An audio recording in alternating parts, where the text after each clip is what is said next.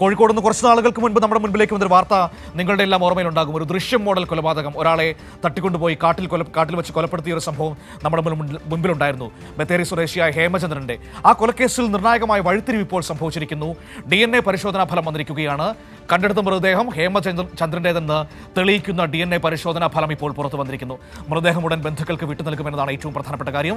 ഈ കേസിന്റെ അന്വേഷണ വഴികളിൽ ഏറ്റവും നിർണായകമായ ഒരു ഘടകം കൂടിയാണ് ആ DNA പരിശോധനാ ഫലം. ചേതൻ തന്നെ പറയുന്നതിന്റെ വിശദാംശങ്ങൾ.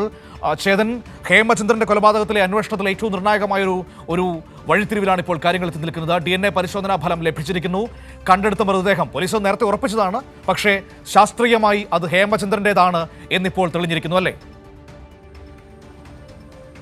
തീർച്ചയായും ഈ വയനാട് സ്വദേശി അതുപോലെ തന്നെ റിയൽ എസ്റ്റേറ്റ് വ്യാപാരിയുമായ ഹേമചന്ദ്രൻ്റെ കൊലപാതക കേസിലാണ് ഇപ്പോൾ പ്രധാനപ്പെട്ട ഒരു വഴിത്തിരിവ് ഉണ്ടായിരിക്കുന്നത്. ഈ കണ്ടെടുത്ത മൃതദേഹത്തിൻ്റെ DNA പരിശോധന ഫലം പുറത്തു വന്നു.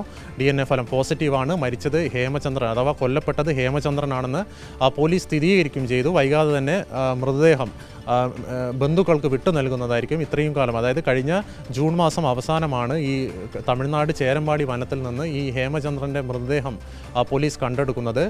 ഊട്ടി മെഡിക്കൽ കോളേജിലൊക്കെ പോസ്റ്റ്മോർട്ടം ചെയ്തു. ഈ മർദ്ദനമേറ്റാണ് ഇയാൾ മരിച്ചതെന്നാണ് പോസ്റ്റ്മോർട്ടം റിപ്പോർട്ടും പുറത്തു വന്നത്. ഈ കേസുമായി ബന്ധപ്പെട്ട് നിലവിൽ 5 പേര് അറസ്റ്റ് ചെയ്തിട്ടുണ്ട്. മുഖ്യപ്രതി നൌഷാദ് വിദേശത്തായിരുന്നു. ഈ വിദേശത്ത് ലുക്കൌട്ട് നോട്ടീസൊക്കെ പുറപ്പെടുവിച്ച് ഇയാളെ നാട്ടിലെത്തിച്ച് പോലീസ് പിടികൂടുകയായിരുന്നു. ഇയാളിപ്പോൾ ജയിലിലാണ്.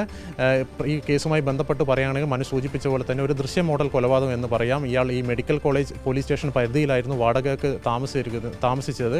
ഇയാളെ ഫോണിൽ ഈ പ്രതികളൊക്കെ വിളിച്ചു കൊണ്ടുപോയി വയനാട് ഭാഗത്തേക്ക് കൊണ്ടുപോയി മർദ്ദിച്ച് കൊലപ്പെടുത്തുകയായിരുന്നു. ചില സാമ്പത്തിക ഇടപാടുകളൊക്കെ ഉണ്ടായിരുന്നു.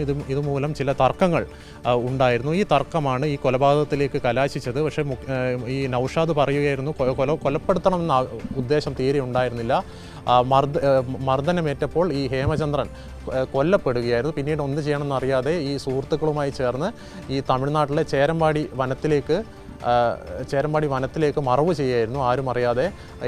പക്ഷേ നമുക്ക് കാണേണ്ട ഒരു കാര്യമുണ്ട്, വളരെ തണുത്ത ഒരു പ്രദേശമാണ്. അതുകൊണ്ട് മൃതദേഹം അഴുകിയിരുന്നില്ല. ഡീക്കേ ചെയ്യുന്ന അളവ് വളരെ കുറവായിരുന്നു. അതുകൊണ്ട് തന്നെ DNA വേർതിരിക്കാൻ സാധിച്ചു. പക്ഷേ ഒരു കാര്യം കൂടി പറയേണ്ടതുണ്ട്. ഇത് രണ്ടാമത്തെ DNA പരിശോധനയിലാണ് ഫലം പോസിറ്റീവ് ആവുന്നത്. കഴിഞ്ഞ പ്രാവശ്യം DNA പരിശോധന ഫലം എടുത്തപ്പോൾ ഈ മൃതദേഹത്തിൽ നിന്ന് DNA വേർതിരിച്ചെടുക്കാൻ വേണ്ടി സാധിച്ചില്ല.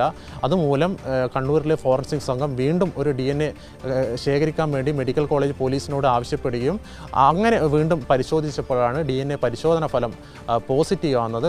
നമ്മളെ സംബന്ധിച്ചോളം വളരെ നടക്കുന്ന ഒരു കൊലപാതകം തന്നെയാണ് ഇത്. ഒരു കാര്യം കൂടി പറയാം, അതായത് സാഹചര്യ തെളിവുകളൊക്കെ വെച്ച് ഈ കൊല്ലപ്പെട്ടത് ഹേമചന്ദ്രനാണെന്ന് പോലീസ് സ്ഥിരീകരിച്ചു. പക്ഷേ ഇതിനൊരു ഔദ്യോഗികമായി സ്ഥിരീകരിക്കണമെങ്കിൽ, അതായത് കൊല്ലപ്പെട്ടത് ഹേമചന്ദ്രനാണെന്ന് സംശയത്തിന് അതീതമായി തെളിയിക്കണമെങ്കിൽ DNA പരിശോധന ഫലം വളരെ നിർണായകമാണ്. അത് പോസിറ്റീവാണ്. അതാണ് ഇപ്പോൾ സംഭവിച്ചത്. DNA പരിശോധന ഫലം പോസിറ്റീവായി. ഇത്രയും കാലം 2-3 മാസക്കാലം ആ മൃതദേഹം കോഴിക്കോട് മെഡിക്കൽ കോളേജ് മോർച്ചറിയിലായിരുന്നു സൂക്ഷിച്ചത്. വൈകാതെ തന്നെ മൃതദേഹം ബന്ധുക്കൾക്ക് വിട്ടു നൽകുന്നതായിരിക്കും. മനു.